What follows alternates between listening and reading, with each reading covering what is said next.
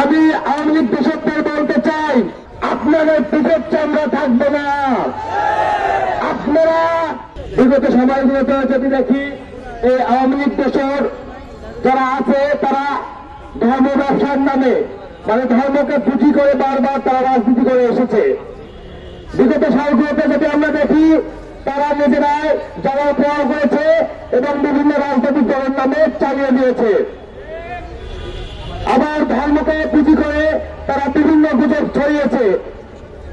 এই প্রেক্ষিতে তারা, আমরা দেখেছি তারা বিভিন্ন পায়তারা হয়েছে 5ই আগস্টের পরে এই বাংলাদেশকে অরাজকতায় নিয়ে যেতে।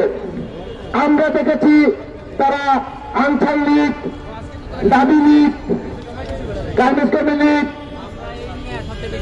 লোন লীগ, বাদানি লীগ, প্যাডেল লীগ, বিভিন্ন লীগ নামে এই বাংলাদেশের বুকে অস্থিরতা চালানোর পায়তারা হয়েছে। আমরা যদি দেখি, কয়েকদিন তারা এই ইসকন সংগঠন, যেটা জঙ্গি সংগঠন এবং সন্ত্রাসী কর্মকাণ্ডের জন্য সবসময় তৎপর থাকে, তাদের উপর ভর করে তারা বাংলাদেশে বিভিন্ন অপতৎপর চালাচ্ছে। আমরা যদি এই চিন্ময়কে দেখি, সে বলে কি আওয়ামী লীগকে পুনর্বাসন করবে নাকি সে, তাহলে বোঝেন যে আমাদের এই হিন্দু ভাইদের ধর্মের খুঁড়ে ব্যবহার করে তার কোন জায়গায় হানা দেওয়ার চেষ্টা করেছে। ধর্ম কখনো জঙ্গি বা সন্ত্রাসী তৎপরতা সাপোর্ট করে না। কিন্তু আমরা যদি দেখি, গতকাল যখন আমাদের আলিফ ভাই শহীদ হয়েছে, তারপরে বিভিন্ন ইসকনের সদস্যরা বিভিন্নভাবে ফেসবুকে বিভিন্ন কথা বলেছে, উস্কানিমূলক কথা নিয়েছে এবং একজন মানুষকে জবাই করে তারা উৎসাহ প্রকাশ করেছে, যেটা আসলে ঘৃণার এবং নিন্দনীয়। এবং আমরা যদি দেখি 5ই আগস্টের আগে কত হত্যাকাণ্ড ঘটেছে বাংলার বুকে, কিন্তু তারা কখনো কথা বলে নাই। কিন্তু আমাদের আলিফ ভাই যখন শহীদ হয়েছে তখন তারা কথা বলে নাই। কিন্তু যখন এই সন্ত্রাসী সংগঠনের মদতদাতা চিন্ময়কে গ্রেপ্তার করা হয়েছে, বিভিন্ন চলাচলে আবার বাংলাদেশকে অশান্ত করার জন্য অপতৎপরতা চালাচ্ছে।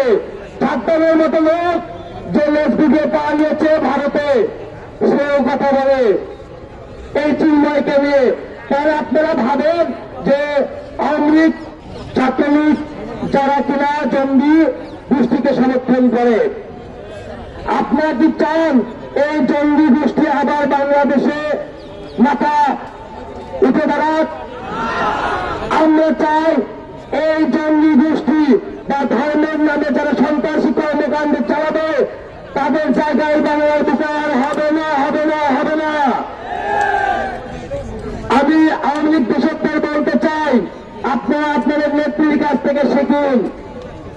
তারা 5 আগস্টের সময় আপনাদের নেত্রী এই হত্যাকাণ্ডের ফলে নিজের পরনের কাপড় ছাড়া কিছু নিয়ে যাইতে পারে নাই। আপনারা যদি এইভাবে বাংলাদেশকে অরাজকতার দিকে নিয়ে যেতে চান, আপনাদের পিঠের চামড়া থাকবে না। আপনারা আপনাদের নেত্রীর মতো যদি হতে না চান, তাহলে ভালো হয়ে যান। আর আইন শৃঙ্খলা বাহিনীর দিকে আমরা কঠোরভাবে হুঁশিয়ার দিতে চাই, আপনারা আপনাদের দায়িত্ব পালন করুন।